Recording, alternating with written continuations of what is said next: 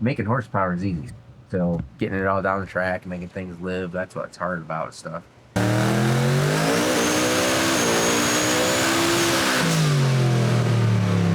This engine is the scratch and dent engine directly out of the mullet. This is the engine. I bought this engine back from Cletus, and just went through it, fixed everything up, bang. And that is almost 2,000 horsepower just on the first hit. I'm showing you the process, not just the result.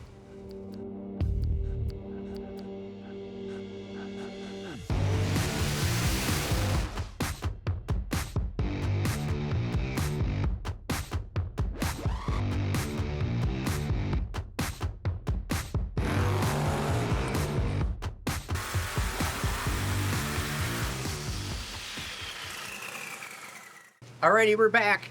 And so what we're gonna do today, so you saw that we got it up on two-step. I figured out my stupid extra zero that was in there.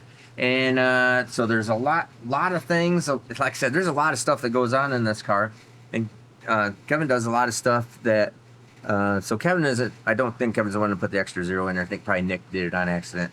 But so Kevin's got all these things going on in here. Turn this switch on and hold your left foot this position, and if you push this button over here and think this thought, this will happen. So there's a lot of stuff in here that's happening. I'm just figuring it all out. It's no problem. Not a big deal there. Some of the stuff is really pretty interesting that he has going on there. For instance, he has a parachute pressure safety.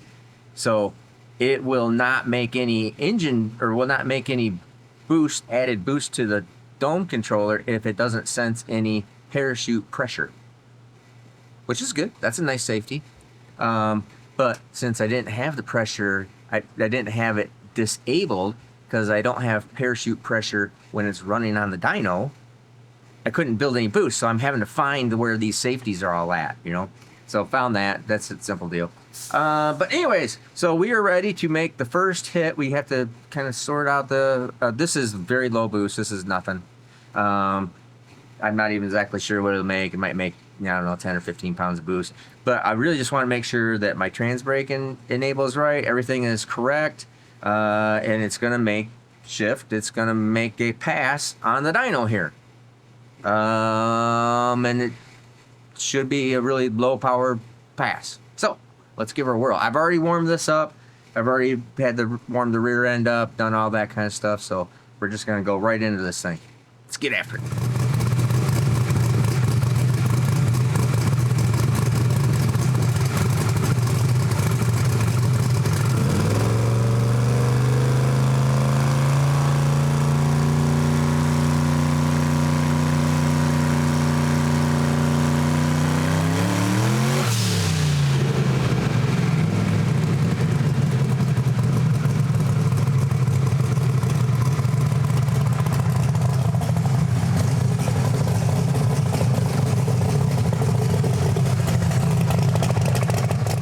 So that was interesting because I'll take a look at it. So what it was doing there is, and we're figuring out all this whole system more accurately with your dyno.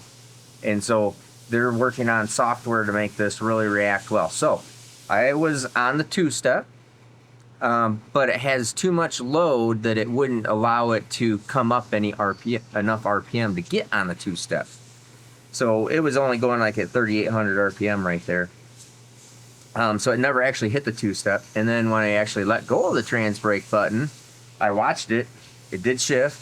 It did move. But it is, I'm going to change that because it had so much load on it and it wasn't building any boost yet that it was just like there and then just started to take off as the dyno tried to unload it. So there's just little parameters that we're getting set up there correctly. So I'm gonna go in there, change the initial load setting, change that, and then we'll come back and make our hit here. I'm showing you the process, not just the result. I always show you the process, not just the result. So someday maybe we'll do a whole video where I just go show you around the car, do some really cool video clips, do, you know, yeah. All right, you ready? And then we come in here, woo, man, 4,500 horsepower at the wheel. Man, it's great. High five people, everything. Yeah, this is awesome. Man, I just typed in some numbers and it was all good. Sweet. See you next week. Now, what'd you learn? Nothing.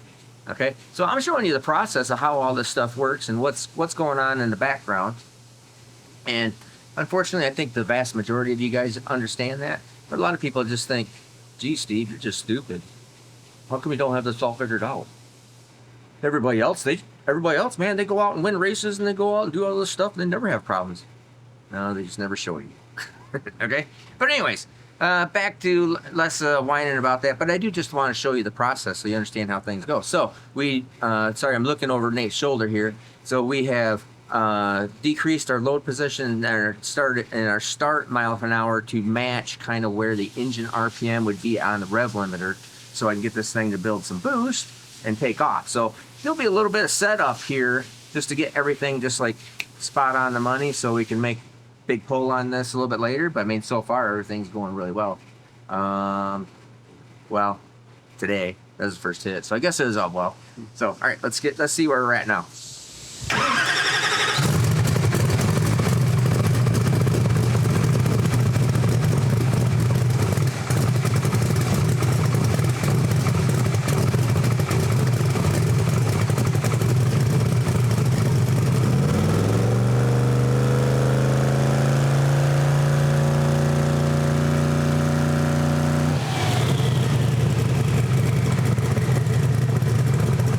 All right, so that didn't do it either. So it went up to a higher mile an hour. So I think I still have to raise my mile an hour because it only made it up to 30 mile an hour. So see, the wheels we're tricking it. So, and this is the way it does it on Proline's dyno, or not Proline, on Fuel Tech's dyno, stuff like that. They just have it. They do it all the time. They haven't really figured out. It's a little different system, okay? So what it was doing was, it's just loading the car too much, so it won't allow it to come up. So we can't just put it on the two-step, and with the hubs not turning it off with 5,000-pound hubs or whatever it is, we can't just like let go of the trans brake button because it will just crash. There's no tire there that absorbs anything. It is metal to metal nastiness. Okay, so the wheels are spinning. The axle is always turning. So on Fuel Tech's dyno, when you're seeing it, the wheels are spinning.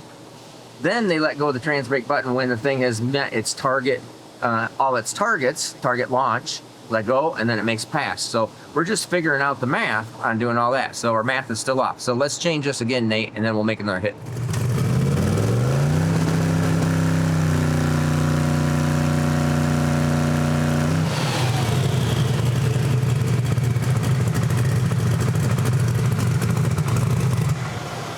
Okay, that was really close. It actually went right up on the rev limiter real quick. The dyno caught it, just loaded it back down. So I think we'll need to put it at, let's start it out at like 60. So let's start it out at 60.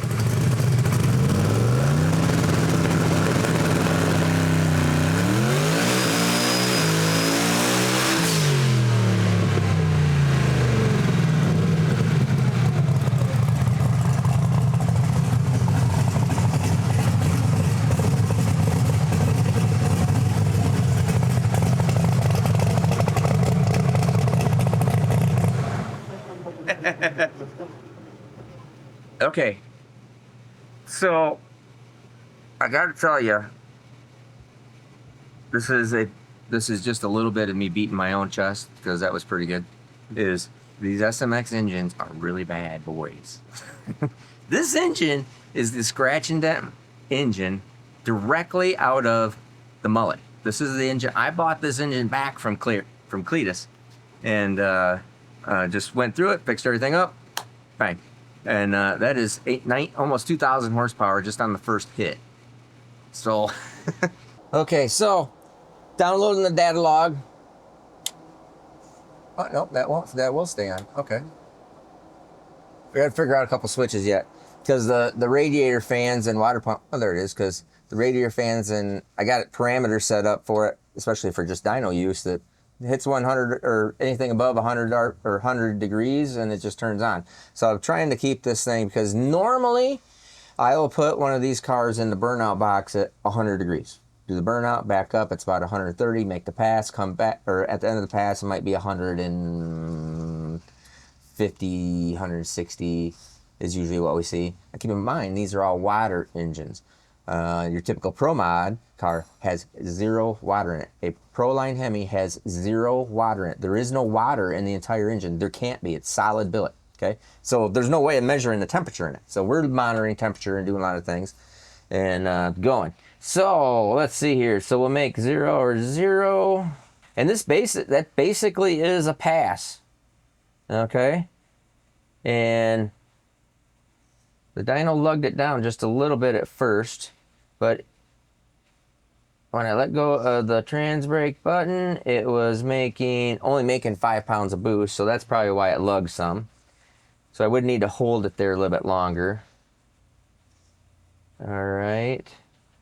And I heard it banging pretty good, but you know, you could hear it on camera, couldn't you, Nate? Oh yeah. The shooting flames pretty good? I can hear it. Yep. And then boom, comes back up. That should have been quicker. Why did that not? So this is trans brake. So from moment of trans brake release, it should have went up. There must be a parameter. There must be something I'm set wrong there. So this green line right here is my timing, and it was still, when I let go of the button, the timing didn't come back. It was still, it went all the way down to 1.3 degrees of timing right here, and that's why it went and then took off. Is because then it ramped all the timing into it. But that was at high gear. That was 20 pounds of boost. It makes 2,000 horsepower at the wheel. Dang. That's really good. And then you can also see here, looking at my tune-up, if we look up here at your closed loop comp. So closed loop comp, I know what the timing is in these engines, and it actually has a little too much timing. I need to go back and change that. I'm actually going to take some power out of it, because this isn't the way I run it in the wagon, and the way I'm not going to run it in here too. So this still has a timing table in it, which is fine, and which is the way we would normally run it, but we'll actually take some power out of it here, because I like to have a flat timing curve. So the flat timing table. So timing is set. This is my max timing I want in the engine, period. And then I'll add boost to get it to if I need to make it faster or slower. But this is the max timing. And then all the timing controls, traction functions, everything are always going off of that solid base number instead of a number that is continuing to fluctuate based on engine RPM.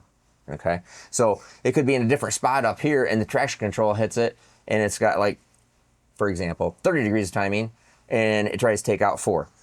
Or maybe it hits it right here and it had 35 degrees of timing in it and it tries to take out 4. You see the difference? But if it's always this much timing, flat, hits traction control, it takes 4 out. And it's, you're figured out. Okay, so that's all pretty good. So I'm going to figure this out, where the timing is on the moment of trans brake release. Well, I might actually have something pre-programmed in there. I'll go in there and fix that. And then I'll just put a flat timing curve in it. But we're getting somewhere here, so that's a pretty wicked good first hit, I'll tell you that. Did you want to look at the graph? Yeah, go ahead and look at the graph. You can see right there the gear changes. So that's the first gear change, and then the second gear change. And this is low RPM. This is only the top of high gear was 7,800 RPM. This will usually run, this engine will run 9,500 RPM if I want it to. And usually I run at 9,000 RPM or so in my car. So it's down on everything. It's just it's got some timing in it right now, so it's making good horsepower. Because normally I would have 22 degrees of timing in it right here, and it's got 28, which is fine. The engine doesn't care because it's low boost. That's where it would want to be to make the most amount of horsepower on that amount of boost. But that's not how we run it down the track. All right. Because we would never run it. Well, my wife might run it. Val will probably run it down the track in these lower horsepower ranges all at first, seeing how everything all works and wants to go. And, We're not going to set this car on kill to go out, you know, first time out. We just need to, I'm doing all of this. So shifts, it works, it's doing everything here. If it shifts, works, does everything here, it's going to do it on the track, at least to some minor level. Then you're just working on the car chassis. You know what I mean? So that is looking good. Oh, and I was going to show you that, you know, this closed loop compensation. I mean, the tune-up is, this is just a base tune-up that I threw in as far as fuel numbers went. I mean, we're all within, you know, right here. There's a little spike up, but, you know, 4, 2%, 1%, 2%, 0%. So, I mean, the tune-up is already spot on as far as the fuel numbers go. So that's all looking good. Here, let me expand just this part from moment of trans brake release. So that's first gear, shift, second gear, out there. So that is looking pretty darn good. This timing curve is the only thing launch timing curve. It must have some type of program in it. Let us see. It does not. All right.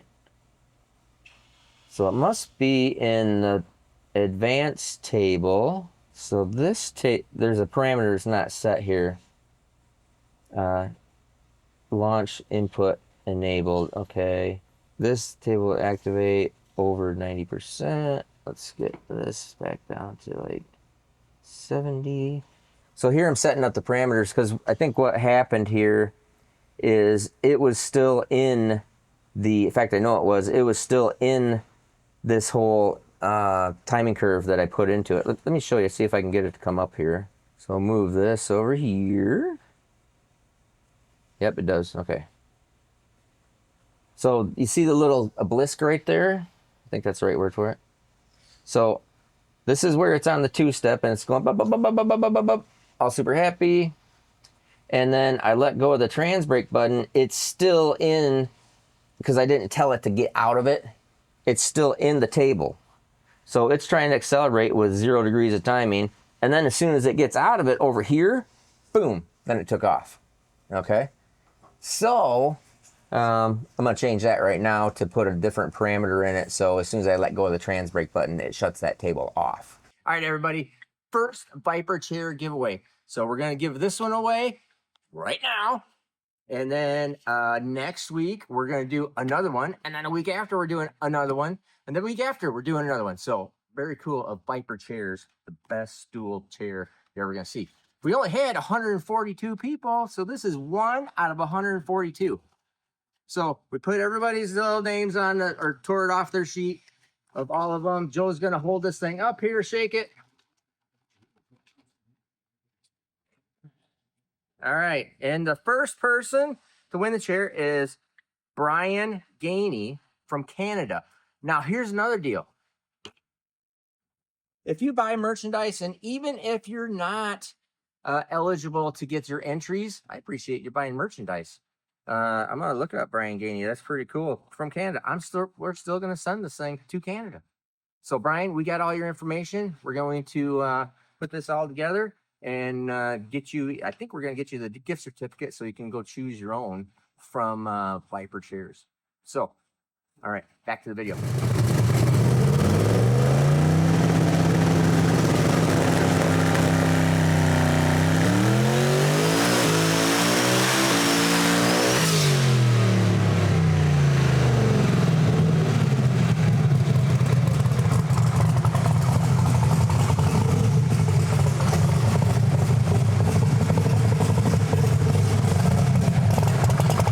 Going pretty fast. I actually lifted early. So we'll see where we're at there. We'll look at that graph, but May 21:34. Now, what I did was I took 6 degrees of timing out of it, which is quite a bit, but I threw a little bit of boost at it and just trying to simulate the curve, but definitely took off better. Definitely did everything really good right through there. I got to change my tachometer up here because it's all wrong. I got to change a couple things up here. All right, so here is the data log, and you can see I actually chicken-footed this in the data log. This green line is a TPS. I heard it make the 2-3 gear changes. I was like, holy cow, this thing's going like crazy. And I pedaled it, and then I rolled back into it, and then I lifted early anyways. And you can see that up there on the dyno log. So you can just move the cursor on it, Nate, or whatever. Where it was on a mission, and yep, that line there is the, you can change the graph color by clicking on it. Yeah, so that's me lifting early. So I'm just gonna run it out now that I see what's all going on and got a feel for it. But it only was like right through there when it made that peak horsepower, it was at 24 pounds of boost. Yeah, 24 pounds of boost. My tune-up is still looking good. Everybody's all happy there. I think we're all looking pretty good. I'm gonna go over here and look at, see if if I have my EGTs on here or not. All right, now we can see my EGTs all laid out on there. And oops, don't need that. Number one cylinder looks like it needs a little bit of trim to it because it's a little rich. And then we'll probably, so at 1250, that's a little hot. I want to get that a little bit cooler. But you got to also keep in mind that I don't have enough timing in it for this amount of boost. So I'm not going to be super concerned about that right now. When we're making, or if or when we make, 40, 50, 60 pounds of boost, 70 pounds of boost, whatever it takes, wherever, everything's working out with and everybody feels comfortable with, then the EGTs will change because the max tune, the correct timing, the EGTs, I want it to be, under 1250. Like that at, 1050, 1150. So, but here we're just going to balance these out because they're all pretty tight. They look pretty good except for that number one. So we'll go in here and make a little tuning change on my individual cylinder.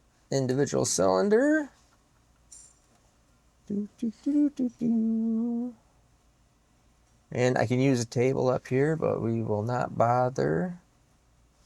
Let's see, -5. We'll take just 5% out. That probably would do a pretty good, but the rest of them seem to be pretty happy through there. And I got some timing in and out of here. That, I think I will just zero out all of these. This is cylinder trim timing. And probably after this one, I think we'll take a look at spark plugs and just do a general valve lashing on it. Just kind of check some stuff out because it's still just fresh engine. So, I mean, we never engine dynoed this one, so this is it. So, so we got that. That is looking good, Well, I think everything's looking good. I need to change my dash configuration and because the tachometer threw me for a loop. What I lifted for is I seen it flash because it's set up for 8,000 RPM here, and it had just hit that 8,000 because we're still short shifting. But so far, this thing's been going pretty good. So let me make some changes and we'll make another hit on it and see what kind of horsepower it makes at this 25 pounds of boost with no timing in it. Drop it in.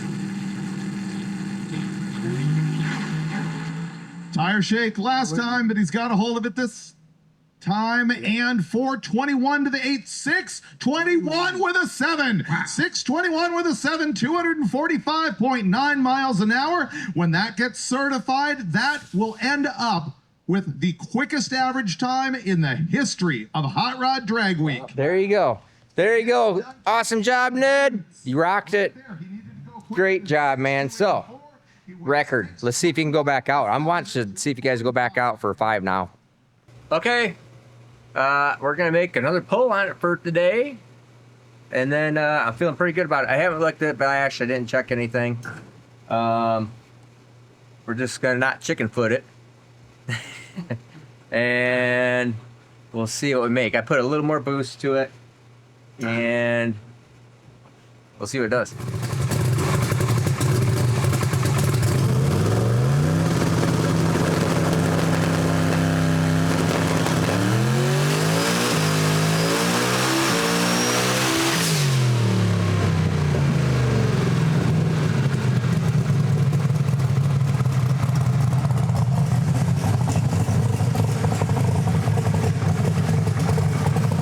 Well, god darn it. I'm going to need to move some stuff around because I see that it threw me for a loop because it totally flashed the screen blank. So I lifted and then the screen came back. So let's see what it made here. You got to move over just a little bit, Nate. 23. Yeah, it made 2,300 something. But, 370 something. oh man, it was going to.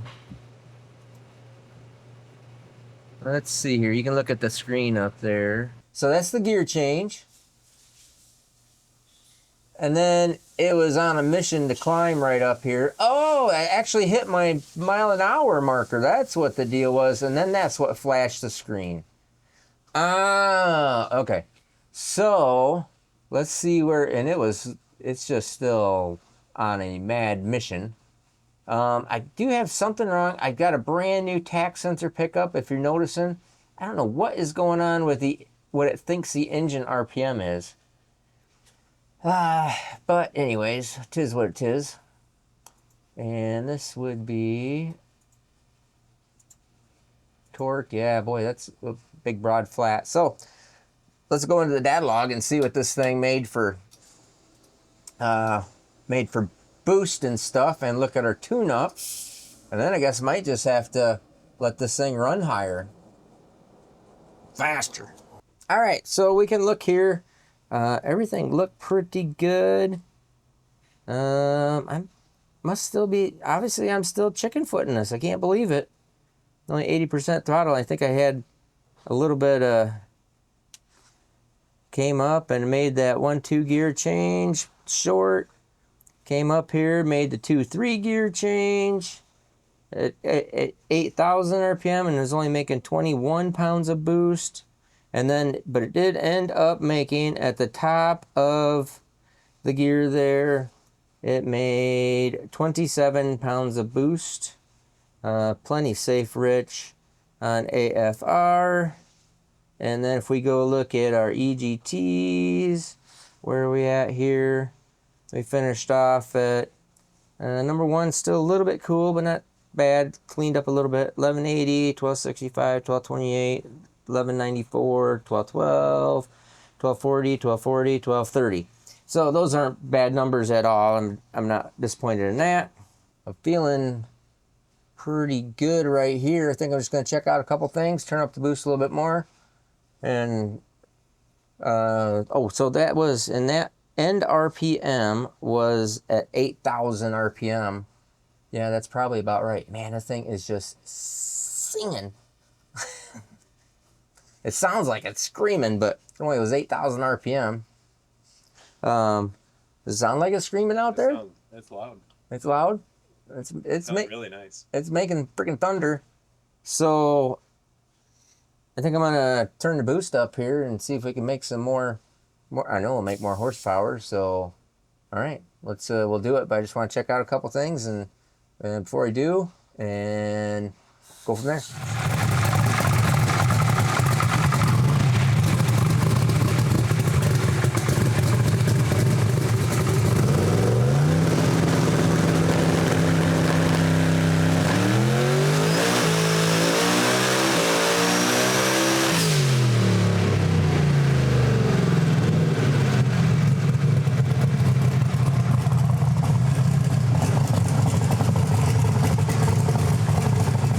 It's a little rich. That's all right. So I'll see where we're at right there, and let's take a look at some data.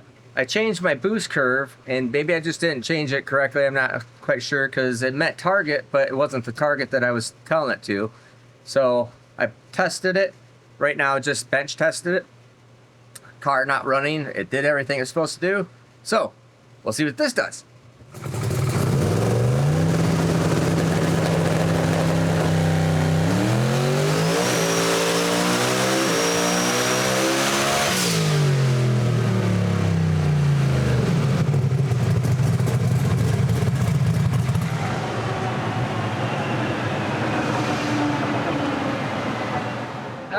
Better. I got a feeling it still only made 30 pounds of boost, so you gotta figure out. I think there's a god darn multiplier somewhere that's messing with me again. So let's look at it here because I don't think it made much boost. There must be a multiplier in here because I am for sure calling for at 4 seconds. It says I'm calling for 34. It put 33 on it, which made 26 pounds of boost. And it did go up right at the very end, you know, for last half a second. So it did make 29 pounds of boost for last half second.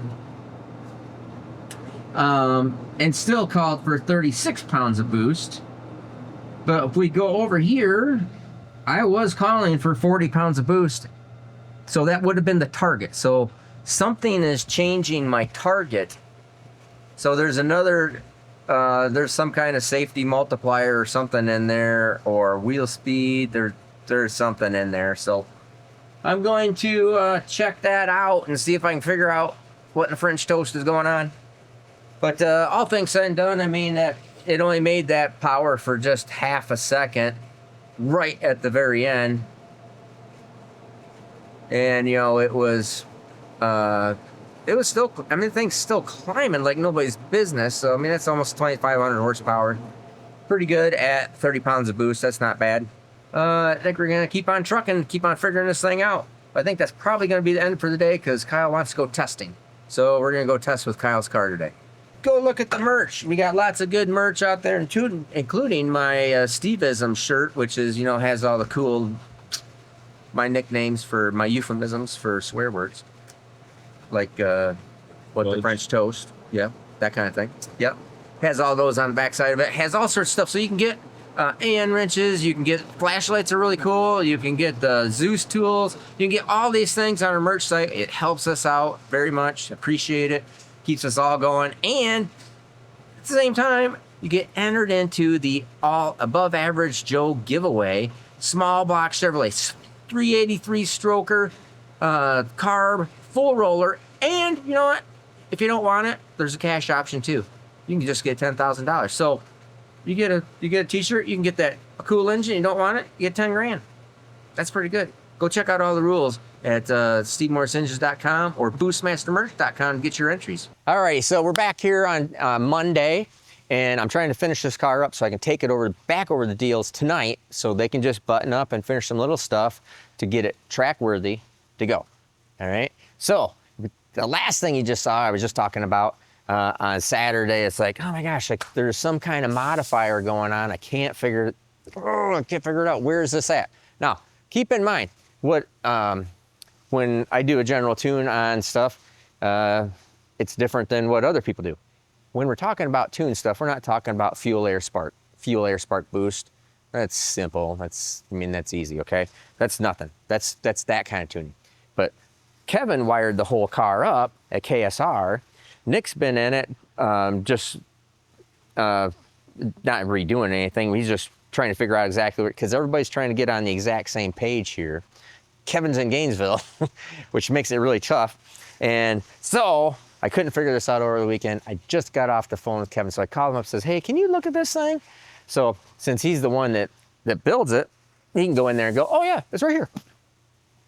And that's basically what he did. He looks at the tune, he goes, oh no, it's not there. And he says, let me call you back. And like 30 seconds later, Kevin calls me back and goes, oh, I found it. It's right here. So lo and behold, I'll show you a quick little thing. But first, let me tell you this. A lot of people, I'm having people that just don't know about the car. All right, so let's just do a brief recap on the car. All right, now this car that Kevin Smith down at KSR built, this is gonna be our drag radio car. It is bad. Now there is a lot of build-up videos on it. We'll put a couple links to the build-up videos Kevin had. It is a bad mofo and stuff that Deal Brothers are doing. People ask about, what engine is that? Okay, this is the engine out of Mullet. Now, a lot of people are still confused. If it says SMX, that means that it is a all billet engine that we actually manufacture here from a block of aluminum, okay? If it just says SM on it, it's probably a big block or a LS or something else. It's not one of our billet engines that we actually make here. So currently Mullet has the OG big block Chevrolet in it. This is the SMX that broke on 6 Summer with Garrett, and I just bought it back. So we had always just called this, Garrett called it the scratch and dent engine because it was my used engine that had been hurt and been, you know, it was the scratch and dent model. Like you go to some place and you get a scratch and dent model. So we still call it the scratch and dent SMX, all right? And so that's what's in the car right now. I think ultimately, here's the top secret thing. Ultimately, we're gonna put the SML in it. The SML is my all billet LS based engine. But I had all this. I'd have to build a whole new SML to put in it that costs money. I already owned this. Pretty easy, and it wasn't built yet. Nothing was built. The headers, none of that other crud were built. The only thing we changed was a front motor plate location. And then this engine that I already have, brand new and fresh, is there. It's all done. So that's where all this is at. SMX, Rosler, Turbo 400, Neil Chance converter, Bullseye 98 millimeter turbos, Turbo Smart. Our boys over at Turbo Smart always hook us up on stuff. So real good piece. There's gonna be a lot. Drag and drive. Now, wait, you can see carbon fiber doors and stuff. So our goal in life is to try to make this 3,000 pounds with like my wife driving it. We're trying to still figure out everything because this is so much car. But I'm gonna actually show you today some simple stuff of different tunes. So like, oh, here's the 10 PSI tune. Here's the 20 PSI tune. Here's the 30 PSI tune. And then here's like a 40 PSI tune. And this will make 70 PSI if we want to. Tom Bailey's makes like 70 PSI, okay? We make like 50 PSI in the wagon right now. Haven't gotten it up that high yet. What does that kind of equate to for horsepower? 70 PSI is like 4,500 horsepower, right around there. 40 PS or 50 PSI is just probably tickling, 50 PSI, probably tickling at like 3,800-ish. These are at wheel numbers, right around there. 40 is, you know, usually around 3,000 horsepower at the tire. As boost goes up like this, horsepower does not follow, okay? Boost goes up and then horsepower kind of goes like this, okay? Because it just loses efficiency, so it's not some infinite number. 70 is not the double of 35, okay? So anyways, let's, I now have, oh, I was gonna show you where I'm sorry, totally got distracted. I'll show you where the problem was. So Kevin shows me where the problem is. And I didn't see this, and I know this, but I didn't see it because I always uncheck this box because it drives me crazy whenever I've done it. And then I'm just thinking, you go through something and you're thinking, okay, this is normal. That one little check over here, like that is extra 0, is not normal. So it had this box right here, TPS boost modulation at 50%. So what it was doing was in my data log, let me bring that up here for you.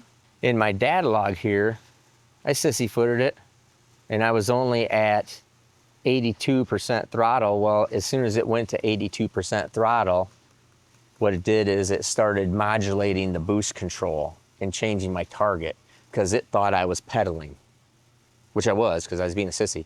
So I just didn't have it max because honestly what was going on is I'm looking at gauges, looking at things, I'm looking at everything, and probably just my foot goes from whacked to like I'm looking around.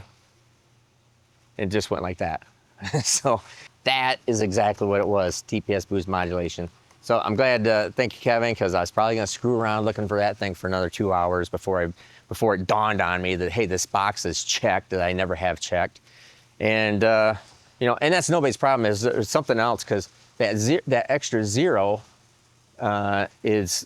pops in there when we transfer a program. I don't understand why. So I looked at it again. Somehow in me sending it to Nick, and then Nick putting it in the car and then sending it back, the 0 got changed and Nick never changed it. And Kevin knows better. He didn't change it. He knows that. So it just, went to some kind of default number on the transfers. Now we know. So anyways, that's where we're at right now. So I'm just gonna, I think we'll do this on a nice low boost tune real quick here. So something that would be easy. I'm thinking this would probably, we'll shoot for, let's put it this way, like a 790 pass. And then variations below, because it's exponentially harder going 890 to 790 is like whatever, like one arrow key hit. Okay, 790 to 690 is like probably like 10, you know, screwing around with it. 690 to a 590 is like, it's like one of those, it's like when they're writing physics on a chalkboard, and it's like 15, you know, it's more detail. There's a lot of detail, and there's a lot of horsepower, a lot of stuff that has to go along with doing it. So I just want to have nice, safe, easy tunes to make sure the car is all sorted out, everything's good. Okay, cool. Next tune, then go more. So what we're gonna do here is we'll come in, now that I know why that Galdarn boost was not following target. Now that's what I want to run. This one here at 45 pounds of dome pressure should make about, I'm hoping it'll make about 40 pounds of boost. I think it might be a little bit less, probably like 37, 38 pounds of boost. But let's go down and let's just make this, you know, just a nice flat 10 PSI dome pressure. I think that in this car should quite easily make, should quite easily go with 7s, you know. Pretty easy. So I just sent it to the car. It's in the ECU. We have everything all tested out. Added some fuel. Now it's time to make a hit. A little bit of extra information. You might wonder why you got that stupid little cheap gauge there. All I'm doing is when Kevin hooked up the Rife oil pressure sensor, which is back there underneath the charge tube, he went to the easiest, shortest route to it, which is right off of the turbo pressure feed. Now, this thing is making low oil pressure, but it's reading at the turbo. And I'm thinking, what the heck? That doesn't make any sense. So I put, this is just good information. So I put, now this has got straight 70 weight driven oil in it. So we always use either driven or our own oil. I don't have our Smoil in this right now, but I do have driven 70 weight. That's what we normally use when you don't have my own. So cold flow. So this is really interesting. Cold flow on this oil cooler. Now, what's the oil cooler for? The oil cooler is not, it doesn't have any effect. Don't give a crap about anything unless the street drive, where our oil, trying to keep our oil temperatures down below 200. Okay. So when this oil is cold, like 70 degrees, 80 degrees, it still has to go through the oil cooler and all of these lines. So what I did is I ended up putting my little mechanical gauge on the inlet to the oil cooler and then the outlet of my oil cooler. Now, when this oil is cold, there is a 40 PSI drop across the intercooler, or the cooler. 35 to 40, cold. Then as the oil warms up, it flows more, the pressure loss gets to be less. Then it's like, okay, I am at 70 PSI of oil pressure here, stone cold. I'm at 35 over there, which is where it's reading on the engine. So idling at 75, but the data logger is saying 35, or the ECU is saying 35 because it's reading oil pressure at the turbo. So all the lines, everything, it's all run over there, and you know, you have line restriction. And especially with cold oil. Cold oil is the key here. I'm really gonna be really promoting and pushing in the drag and drive applications, including myself, who gets very lazy about doing it, even with Smoil, is, which is a multi-weight oil, we need to preheat oil. Give a little bump, roll over, get everything lubed up, because we put them away hot and then start them stone cold. It's really hard on stuff, okay?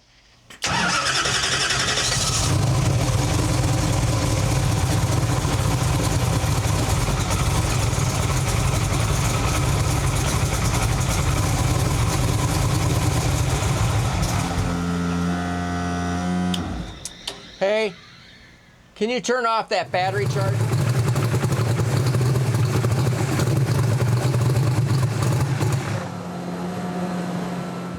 Alrighty, this is another interesting one for you. It never ends. So, over the weekend, I screwed up and I left the power on. It killed the battery. I have a really super nice Braille battery in here. It killed the battery. And I can't get it to come back. So, it's like, okay, fine. Now, what's interesting is this thing charges at 17.2-ish, right around there, volts, because it's a 16-volt system. So, I throw the excess power 16-volt battery in it and starts right up, does everything fine. And I'm looking at it, I'm going, oh crud, this thing is charging at a higher rate. And then I rev it up a little bit and it goes to 19 volts. Now, this is just a quick tech information for you guys. 19 volts in a Holley system turns the injector drivers off. It makes them flash because they're over voltage. They shut off and then the car stalls. So now I'm pretty sure that is a very volt alternator. So I just need to turn down the voltage on the alternator so it's not trying to charge so high.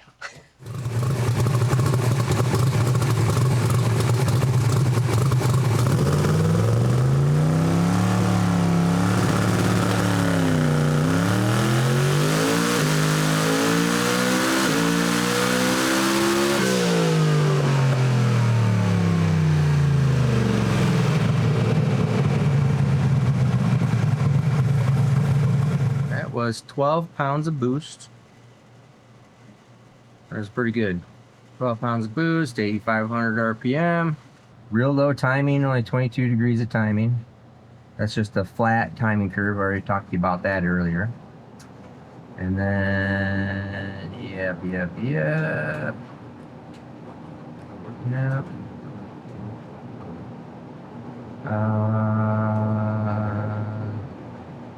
Didn't really come up and build a boost right there. That's all right. Some things are a little bit different here on the dyno, but anyways, that's our dome pressure. That's looking good. Very much so meeting our target. It spiked up to 14 pounds of boost on the 1-2 gear change, but so tune-up everything's looking pretty good here. It's super safe. 12 pounds of boost, 1,500 horsepower. So that is going to be tune 1. And it is just a nice overall average nothing tune. All right. So that is good. All right. We can look at our EGTs real quick. Make sure everybody's looking good there. Yeah, real nice. Now that's definitely... Now that's no boost, a little overly rich, no timing, which is why our EGTs are real high. So our EGTs are going to go down as we put more boost to it. So we're going to save that as our tune 1. That would just be a starter tune. I would say it probably should go low 8s. Depends on how much, or how hard we get after the front half, but that'd be like 790 pass, but could definitely be in the 8s. But should just be like in a car like this, it should be just like that. Just let off the button and just being a radiator type car, just nice, smooth, easy, straight. Should be perfectly easy to make sure everything's working. Shifter's working, it's shifting on its own, everything's it's just hang on, hand up here, pull the parachute. Yep. So, and actually we have, it is, that's a trace that all down, and it does have a couple of auto parachute deploys on it too. All right, so that's looking good. Let's save it. All right, so this would actually just be the same leave, basically. Same leave with going to 20 pounds of dome pressure instead of 10. So, you know what? And I wanted to verify that my TPS modulation was not screwing with me. So my target was 10 pounds of dome pressure. And so 10 pounds of dome pressure. Perfect. So you can see that right here. It's maintained it never changed my target because we turned off that whole TPS modulation. So that's good. Excellent, excellent, excellent. And never made more than 11 pounds of dome pressure. I'd say that that is pretty good. All right, let's hit this thing with 20.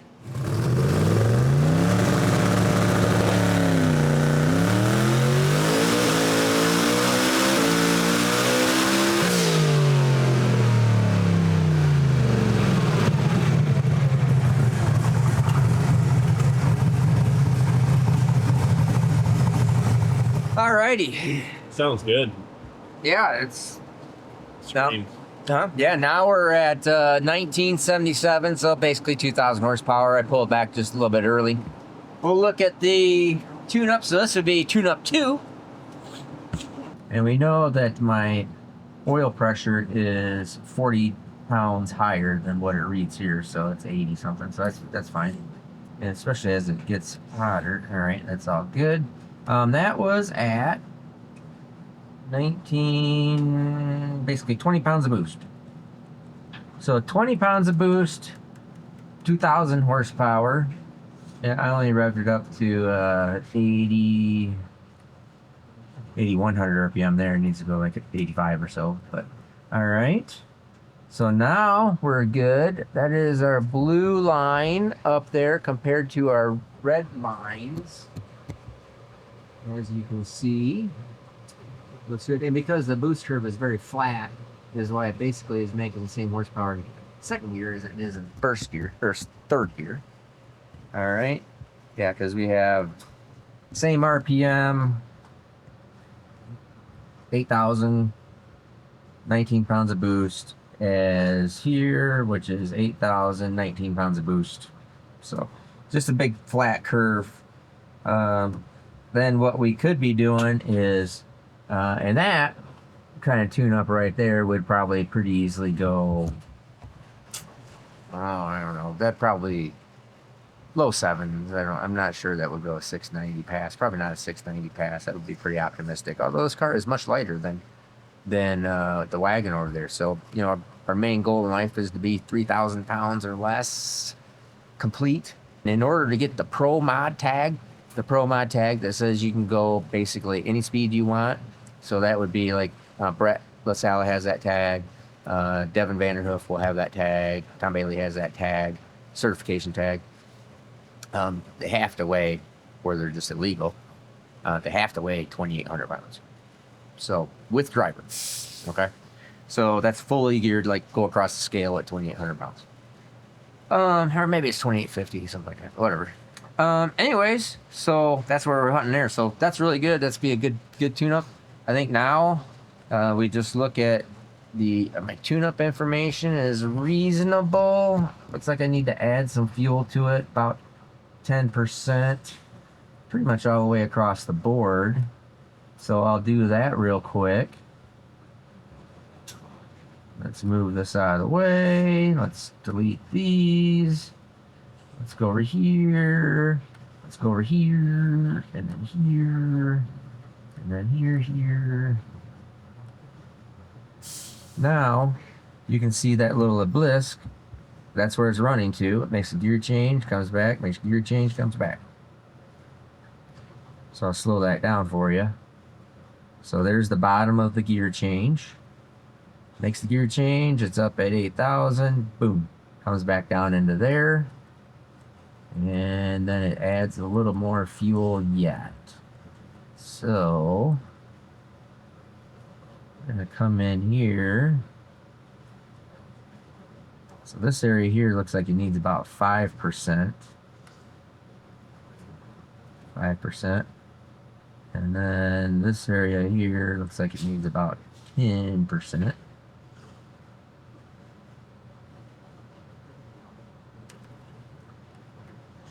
Alright.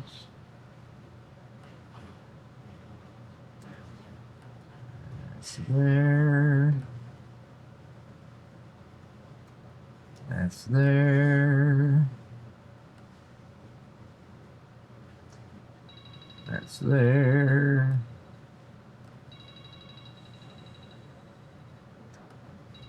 There we go. Now I'm going to add boost to it.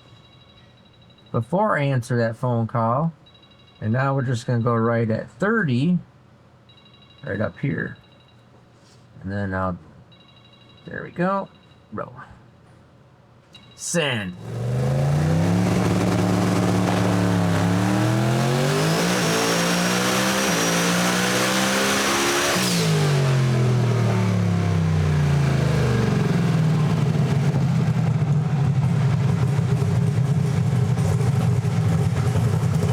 That's 2,300, 2,320. Let's see what it made for boost here. It did make a little less boost than what I was thinking. I was hoping it would make like 30. But as you get to a spot where I don't know if it's really the efficiency of the turbo or exactly what all it is, but all of a sudden it's a drive pressure slash, I don't know, but you need to here 30 pound when 20 pounds of boost, 20 pounds of dome pressure. Oh, see, that's another thing people have been saying, and we're probably going to correct it.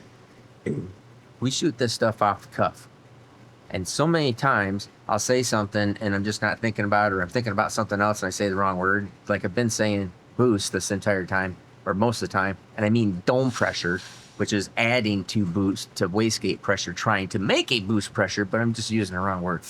But anyways, the when we were at 20 pounds of dome pressure, we made 19 pounds of boost. Now here I've added 30 pounds of dome pressure. It met the target. It had 30 pounds of dome pressure.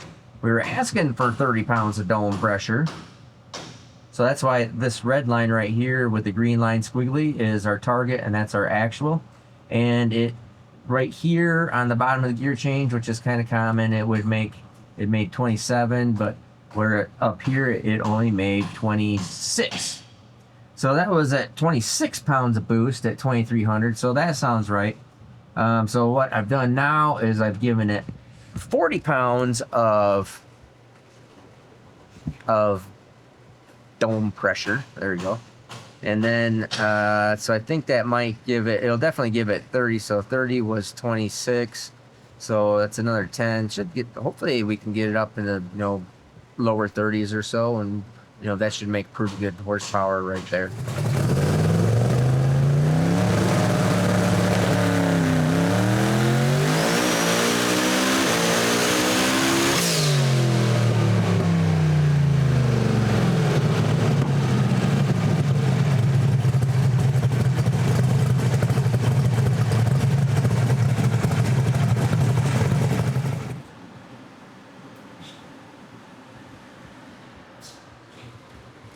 All right, so there's 2690.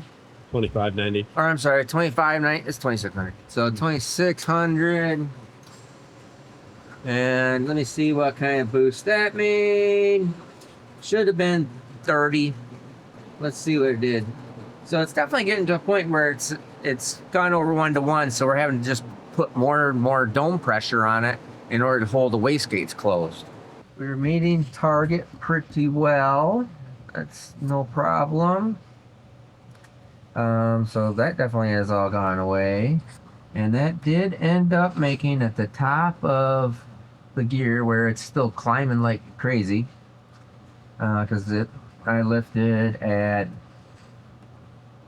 only 8,100 RPM.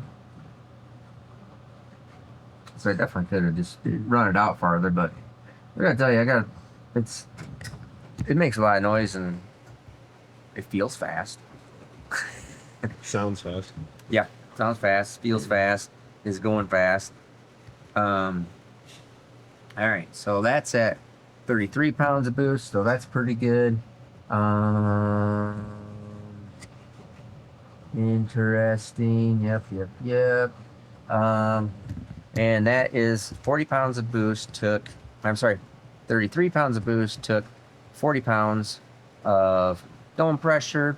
Our EGTs are still relatively high. you know, they're right at the limit, but we're still under time. So I mean, we're only 33 pounds of boost, and only 22 degrees of timing. I could put timing in it and clean it all up and get our EGTs to come down and make horsepower. But I really don't want to do that. So, oops, sorry, I got out of my, where I was looking here. Yep, so that's all good. Normal, looks nice. Yep. And it makes that gear change and then it lays right over there. And that's leaving on 6 pounds. Yeah, 6 pounds of boost is where we're leaving at. Now when I say we're rich, I mean we are rich, because at 33 pounds of boost, 3.66 is like rich. So, but I'm just gonna leave it there because it doesn't really matter. Making horsepower is easy. So getting it all down the track and making things live, that's what's hard about stuff. But I do think that I'd like to just make 40 pounds of boost or right around there. So this next hit's just going to be the last one. And we can lean on it till the cows come home, but we're really not, at this point, we're not even going to be remotely close to using the car in those areas yet. So I think we're going to start figuring out a lot of stuff just on track. I'm definitely figuring out and seeing that goes up to this level in the tune-up, then this level in the tune-up, and then this level in the tune-up. So I can then project that this level in the tune-up will be good too, okay? So we don't have to sit here and wear the thing out on the dyno for no reason.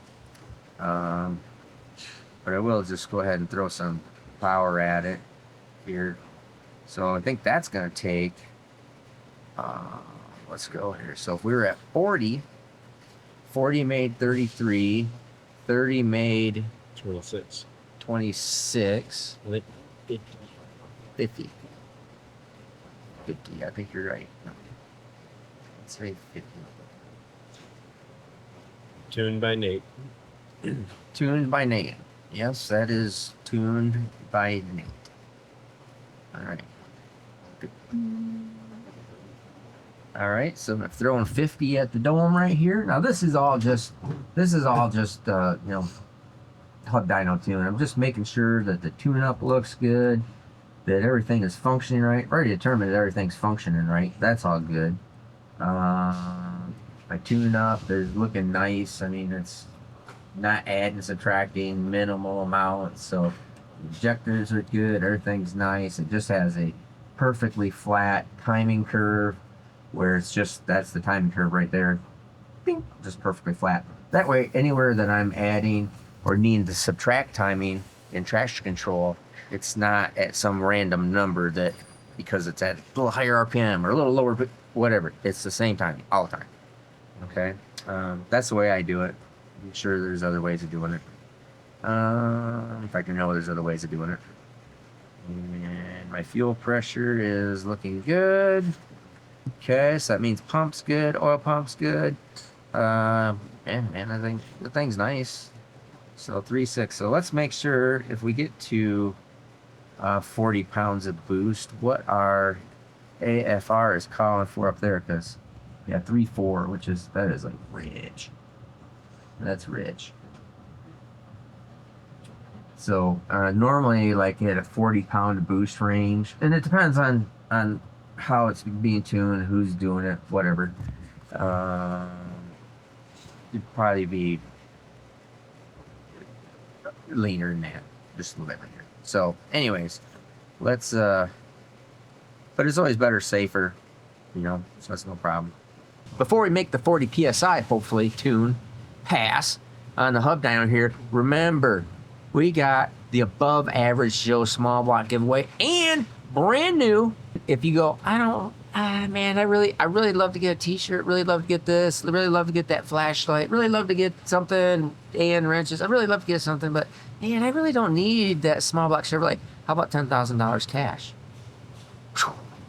So it's either the above average small block Joe engine, or you can't have both, or $10,000 cash. Now, a t-shirt and a flashlight, or t-shirt and hat, or hat and wrenches, man, that's going to give you a bunch of chances to win 10 grand and come over and hang out with us for a full day. That's going to be cool.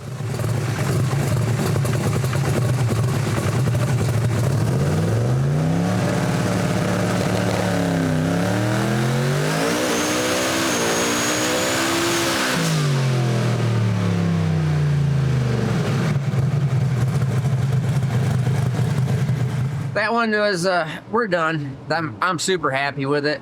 It made, if you follow our yellow line here, it made exactly 40 pounds of boost at 8,000 RPM. Right there, 40 pounds of boost. And then I felt it lay over, and I just lifted, and it laid over because, wait for it,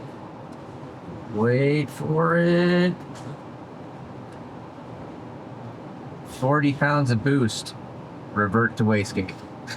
So it did exactly what it's supposed to do, which actually I'm fine with that. So it hit a safety, shut it down, golden, made 3,100 horsepower. Looked like it was probably on its way to, if we were out to like 85, 9,000 RPM, it probably would have made, 3,300 horsepower or so at 40 pounds of boost. Whatever.